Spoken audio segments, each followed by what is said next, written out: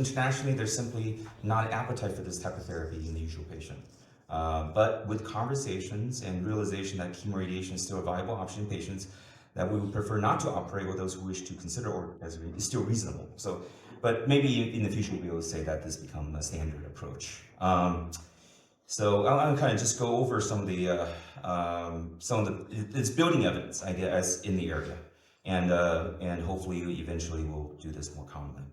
So that's my disclosures. And so this is just a quick outline. Certainly, there's some evidence now coming up. We're building on the evidence of organ preservation for esophageal cancers, and certainly drawbacks for organ preservation, and then some research. My interest, of course, I'm a radiation oncologist in the chemoradiation field. How can we do further, to enable organ preservation as an option? So more research needs to be done. So why esophagus preservation lags behind rectal cancer? I think, well, of course, surgery as a single modality is still the most curative measure compared to all other approaches, whether it's chemoradiation alone, radiation alone, chemotherapy alone, certainly for esophageal cancer. 5-year survival is about 30%, which if you just do surgery up front for locally advanced disease. And adding neoadjuvant therapy significantly enhances the cure rates for about 50% of patients. And then certainly for unresectable patients, chemoradiation alone is considered inferior therapy because you have about 5-year survival, about 25%. That's, of course, old data. Certainly, TNT approach has the potential to reduce micrometastatic disease and enhance path response rate with chemoradiation, but TNT is really not widely adopted before FLOT. Of course, now FLOT is now the standard chemotherapy that we use in a perioperative setting, because actually Jaffer Ajani at MD Anderson did a phase 2 randomized trial doing docetaxel 5-FU induction, and then asking the question whether the survival and outcomes would be better. The CALGB 80801 was a sort of like induction therapy, although it was not a organ preservation trial. What they did was actually they give some induction, they give Fulfox versus carbotaxol as induction, and then they switch therapy in terms of based on the PET response to those induction chemotherapy. And then if the actual patient did not meet a certain threshold of response, then they will switch the other therapy. So if they Fulfox, if they did not have a response to Fulfox, they will actually switch to carbotaxol in the setting of chemoradiation, and vice versa. And they showed that they were able to enhance path complete response with that kind of induction switching approach based on the PET response. However, that's kind of utilized in other parts, like particularly more in the kind of northeastern parts of the United States, but then not so much widely adopted. So I think in the FLOT era, we have to kind of visit this question. Of course, these are the trials that really compare to CROSS, which is, of course, as you know, it's the Dutch trial that became the standard for preoperative chemoradiation. And there's three trials that actually tested this question comparing to a perioperative FLOT or perioperative chemotherapy. And of course, if New Aegis and Top Gear are the two trials that were published prior to the publication of FLOT, and they really did not use, of course, all FLOT. Because of the timing of those trials, those patients started with ECF or CF, and then ultimately went to FLOT when FLOT became the standard of care. As you can see from New Aegis or Top Gear that it's similar outcomes. Esophageal, actually, that's the one actually that was recently published that showed and demonstrated the benefit, actually showed the survival benefit, both PFS as well as overall survival of FLOT, perioperative FLOT, versus the CROSS regimen. So that really became the standard of care currently, and it certainly changed our practice. And a lot of our patients adenocarcinoma patients are typically receiving neoadjuvant chemoradiation, and per the CROSS regimen are actually not coming for, and they're just going for the perioperative FLOT. But there's certainly a number of limitations to the Esophageal trial, and that's actually a study that it's not widely emphasized, but if you actually look at the study, there's really poor compliance in the neoadjuvant, it's certainly the CROSS regimen. It's only 68% compliance that actually completed the CROSS regimen versus the perioperative FLOT regimen. And actually, if you look at the details of the study, actually 11 patients in neoadjuvant chemoradiation versus only 1 patient in the FLOT arm had metastatic disease before even starting neoadjuvant therapy. There's no RT quality assurance. 100% of patients receive 3D conformal radiation therapy. And you heard from this morning from Samir's talk is that 3D conformal is terrible for esophageal cancer, causes a lot of morbidity as well as mortality, actually. And then it's particularly in the perioperative setting. And then also, as the poorest PCR rate that we're ever seeing for any contemporary trials is only 10% PCR, whereas most trials, of course, we know it's actually 25 or 30%. And of course, using a non-standard control arm for cross, which actually does not incorporate checkmate 577 regimen, which is nivolumab in patients who do not respond after chemoradiation. So there's a lot of limitation of Esophageal, but here we are, right? We do know now, at least FLOT is the better regimen potentially for metastatic disease based on the FLOT4 trial. So the question, of course, is esophagectomy needed for all? Now, yes, however, it's really for those who receive neoadjuvant chemotherapy alone. And the benefit of actually, if you look at it, the benefit of surgery after chemoradiation is still somewhat controversial because the phase 3 trial, very old phase 3 trials, there were 2 negative phase 3 trials, one Staudal in Germany and Badin. You can criticize on those trials, but really showed no benefit of surgery, survival benefit after chemoradiation. But you can argue there's actually significant mortality of surgery in the surgical trial arm of those studies. But patients, and also another argument for is esophageal needed is that for all is that patients who are cured by chemoradiation, whether that's 25% of adenocarcinoma who sustain a PCR without distant metastatic disease, or greater than 40% of squamous cell carcinoma patients, surgery really only has toxicity without any benefit. So we really need kind of more personalized approach for organ preservation. So after chemoradiation, whether plus or minus some induction therapy in a total neoadjuvant approach, in those patients, only those patients who actually have local disease without any evidence of distant metastatic disease should potentially are cured with surgery. And those patients should be selectively to undergo esophagectomy. And then patients that has no residual disease, and we know about from the rectal cancer side, these patients potentially can be cured just with the watchful waiting approach after chemoradiation. And of course, there's a group of patients that no matter what you do, right, we need more intensified therapy. These are patients already harboring micrometastatic disease to start off with, and these patients we should know ahead of time before we actually do any kind of local therapy. So really, surgery has significant impact on quality of life, obviously from an esophagectomy standpoint for many patients, and it could really be reserved for salvage for those who are locally persistent disease with and without metastatic disease after chemoradiation. Well, there's certainly a lot of impact of esophagectomy. I think the APR for rectal cancer, esophagectomy certainly has a lot of impact, and from quality of life standpoint, there's tons of those type of studies. This is just a couple examples, and from high volume centers in US and UK, of course, the health-related quality of life does last in terms of the impact on health-related quality of life, and lasting gastrointestinal symptoms can last up to 20 years after surgery for many patients. And then also there was a survey, and there was I talked to yesterday actually from rectal cancer. I think there's a similar study for esophageal cancer patients. To determine patient preference after chemoradiation has found that patients were willing to accept a 5-year survival reduction by 16% just to have a chance of sparing esophagus, right? A chance of esophagectomy could be reduced by 35%. So they don't even take a hit on their survival benefit if they can just spare the esophagus and not having to undergo esophagectomy. So really the holy grail is actually, we need to have proper patient selection for the right therapy. I think we know, right, 5-year survival with chemoradiation alone is about 25%, surgery alone about 30%.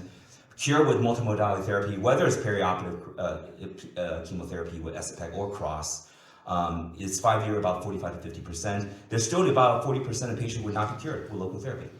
So we need, certainly for these patients, we need to intensify therapy, right? We need to identify these patients properly and potentially coming up with immunotherapy approaches and other approaches to really actually potentially cure their micrometastatic disease before considering local therapy.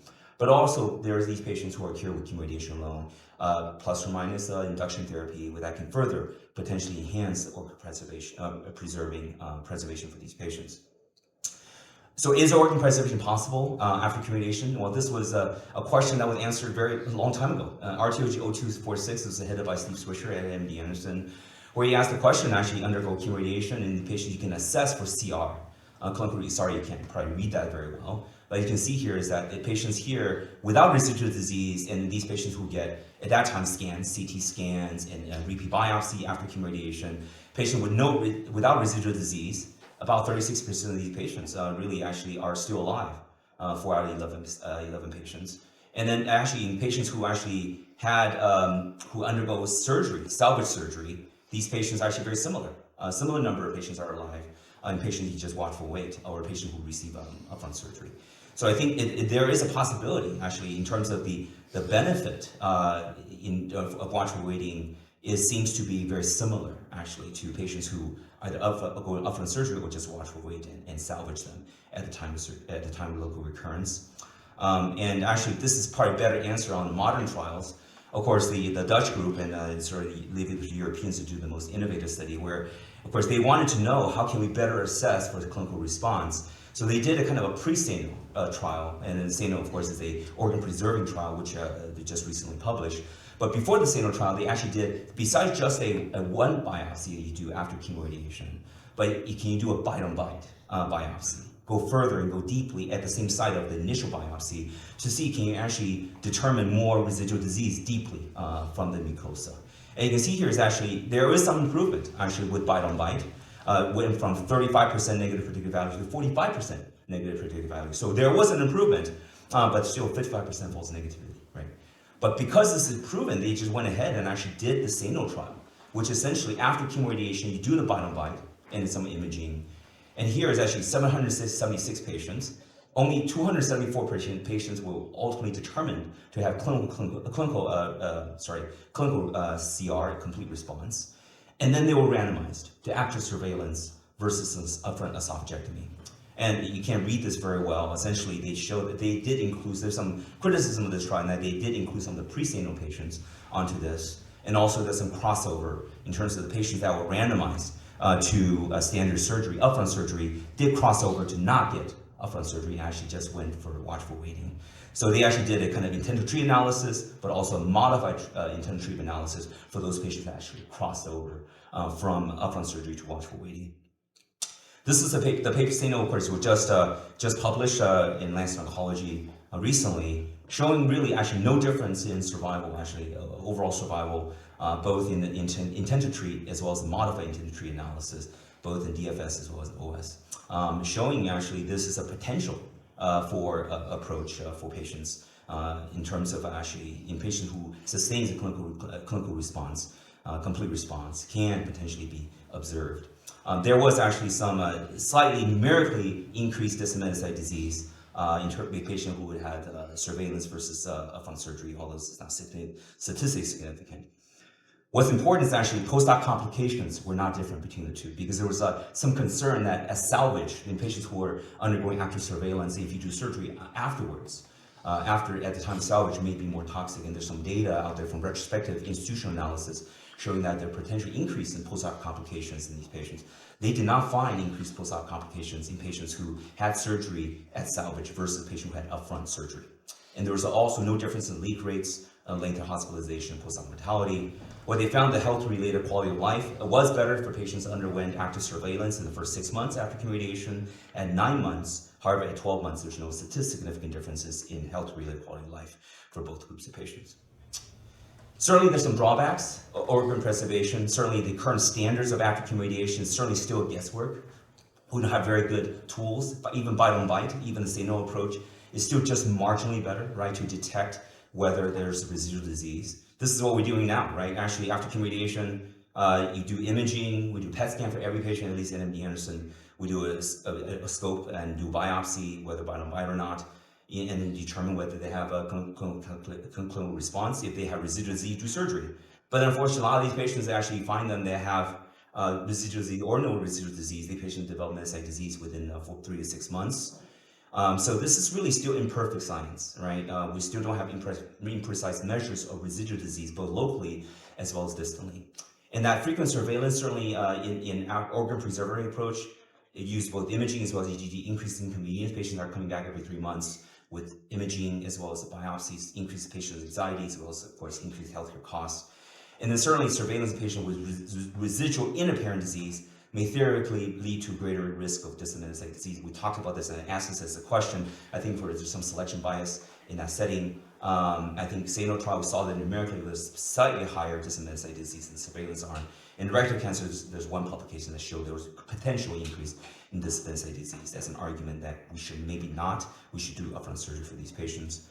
Does chemoradiation actually preserve functional esophagus, right? If you do organ preservation and if the esophagus is not working, then what's the point? And there's a lot of surveys looking at this, showing that chemoradiation does actually, the health regular quality of life surveys have shown that compared to surgery, certainly has much less impact in patients who have a preserved esophagus in both physical function, emotional function, and general health situation. And of course, and there's also a study that actually is not yet published. It's still in bioarchives, It's a cross-sectional study, mostly the squamous cell carcinoma patients is in China, around 1,100 patients, showing that the long-term quality of life assessment who are cured with chemoradiation without surgery are generally very good. The global quality of life is about 8%, with a great, good functional score, as well as appetite and dysphagia scores. And also for organ preservation, there's a role for surgery afterwards as salvage, right? Where it's shown that post-op complication may not be increased in the setting of salvage. And high volume centers, particularly, I think salvage esophagectomies can be done with low morbidity and mortality, and certainly can be done with the most experienced surgeons. And we can hear by Dr. Brown's talk, and next talk is that salvage endoscopic therapy certainly is a possibility. Cryotherapy, I learned in lunch, that's a potential way to salvage recurrent patients, and then survival can be improved in these patients. We certainly are not excited about re-radiation in this setting because of potential toxicity. There's some series, and the people are using protons because of the radiation prior to the heart and lungs. We want to re-radiate those organs, and using protons potentially spare that, but we really don't want to do that, actually. So we oftentimes kind of resort to systemic therapy, particularly now with NGS testing with MSI. Hopefully, these patients can actually have some systemic approaches. So next, I'm going to quickly just talk about a little bit of research that we're doing in that I'm interested in, of course, obviously, from a chemoradiation patient. Can we actually really better assess in terms of response for these patients, even upfront, even before patient starts therapy? Do we know which patient is going to have a complete response versus patients who are not? And also have a better way to determine disseminated disease. So both local response as well as a disseminated response. And unlike rectal cancer, where MRI is actually standard of care, MRI is not the standard for thoracic cancers. But however, in Europe, they have done a lot of MRIs actually for thoracic cancers, and actually to use an MRI as a way to determine a response after chemoradiation therapy. So actually, essentially just follow what they have done in some of the promising data showing that using diffusion-weighted imaging, looking at water diffusion after chemoradiation, supposedly actually shows that the diffusibility before and during treatment can determine which patient is going to have a good response. So essentially, I got a grant to do this, to repeat this at MD Anderson in 60 patients. And from this trial, you can see here actually patient got MRI both pre-treatment and mid-treatment. This is 2 weeks into treatment, as well as actually at follow-up.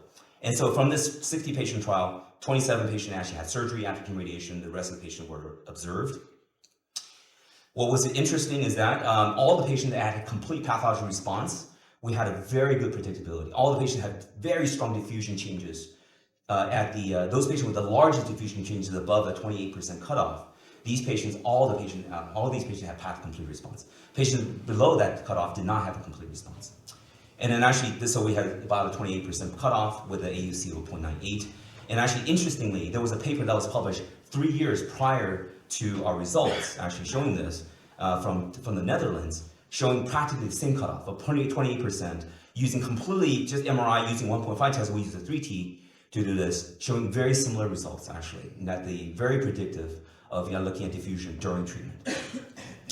And actually, those also for squamous cell, we have very few squamous cell carcinoma patients, but also even for squamous, this was predicted for even squamous cell carcinoma patients.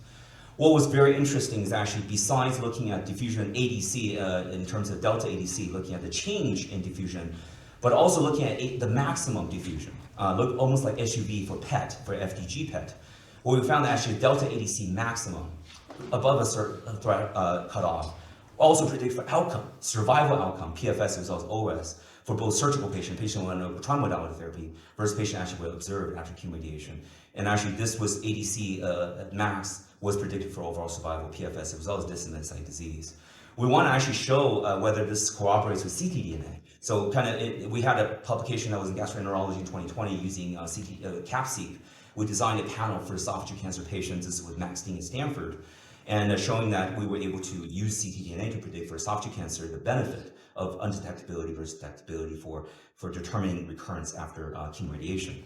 So we actually found that ctDNA was, of course, was predictive using this fairly old, it's a fairly old platform now, that was much better ones. But using this particular platform, ctDNA MRD, we were able to show very prognostically that undetectability showed benefit overall survival, PFS, as well as disseminated site disease. But interestingly, if you compare this to ADC, delta ADC maximum, it's practically the same, but it's independent. It's not the same patient. That was interesting. We thought maybe it's the same patient. Actually not. So the ADC was a predictive of some patients that did not develop recurrence, but the ctDNA could not, and vice versa. So then we were able to combine this to validate in surgical patients, that combining them improve the signal to predict which patient is not going to have recurrence. We also then validated in non-surgical patients, right, in the patient who did not get surgery, showing a very similar thing. In using ctDNA combined with delta ADC maximum, you're able to actually demonstrate very good outcomes in patients who actually had this above the ADC cutoff as well as ctDNA analysis. There is biology here, so can we actually do further? Can we actually understand the biomarkers to determine which patients are going to have a complete response after chemoradiation therapy? So this is a study actually funded by a U54 grant, where we actually did biopsy pre-treatment in a subset of patients mid-treatment as well as post-treatment, where we did single-cell analysis of these patients. And you can see here, you can stratify patients based on patients who actually had a complete response and do not develop metastatic disease after chemoradiation versus the patient who actually have rapid recurrences. And actually very interesting, this paper under review, and this is one slide just showing this, very little bit data, just showing that there is actually a lot of biology here in patients who actually have complete response to chemoradiation. There's an environmental, everything's immune, everything's immune microenvironmental changes that you can detect it at the time of treatment, even before starting chemoradiation. These patients had an active immune environment, and these were the patients that actually had a complete response after chemoradiation therapy. So I think, I think in the future, we really need to select patients, right, to undergo therapy. I think standard of care is what we do now, but I think we need to re-stratify patients. And there's only, I think selectively, there are a group of patients where you can probably observe after chemoradiation therapy, but then there's a group of patients where you need to go to surgery, and we just need to be properly selecting these patients. I think besides the SANO trial, there are these ongoing trials now trying to answer the question whether surveillance is a viable option. And these are ongoing trials in Europe trying to answer this question after the SANO. And some of these trials are completed, some of them are ongoing. And then actually we're now setting up for TNT now finally in esophageal cancer. These are trials that are small trials, but they're finally starting. So these are actually patients who are either doing FLOT or additional immunotherapy, trying to see if we can actually improve organ preservation in patients who are undergoing chemoradiation therapy, and whether watchful waiting is an option for these patients. So just a take home real quickly, I think esophagectomy is a life-altering therapy for many patients as part of curative therapy, so I think selective use is really important. And that chemoradiation plus minus systemic therapy like the TNT approach is really the only organ-sparing curative therapy for a subset of patients, for adenocarcinoma patients, but certainly for most squamous cell carcinoma patients. And that organ preservation was behind rectal cancer. Now we have some evidence, as well as ongoing randomized trials, as well as chemoradiation trials now with proper surveillance after clinical response should be discussed as an option for patients. And certainly salvage local therapies should be well integrated into an active surveillance paradigm. But then we need to add biomarkers. We need to have using imaging, advanced imaging, tumor and circulating biomarkers as a potential to further stratify patients for personalized therapy. And I think this will improve outcomes for our patients. Thank you.